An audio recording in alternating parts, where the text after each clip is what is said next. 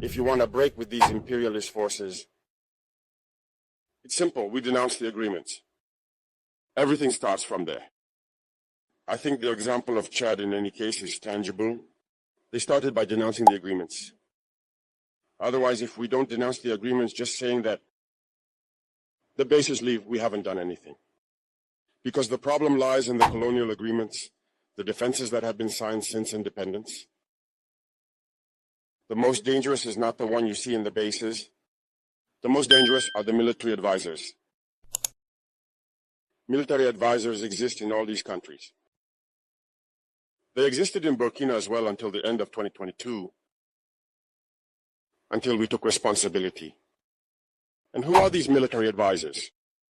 They are the ones who are supposed to implement France's policy here. They must work to make our armies very weak so that France can always have the argument to exist here. Under their influence, they had succeeded. Our sentinels were therefore standing guard with sticks. That's what France wants from our armies. When we reach this stage, we have no choice but to want them to come and settle. But the Burkinabe army managed to get rid of the military advisors.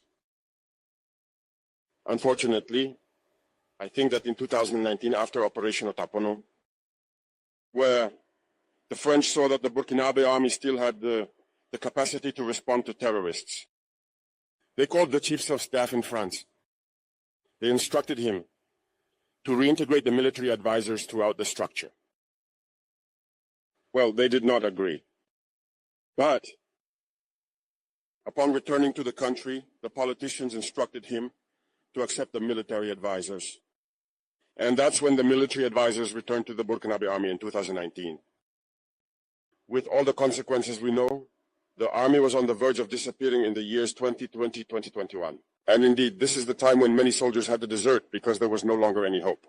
We were in the process of collapsing. That's a bit how they work at the General Staff headquarters.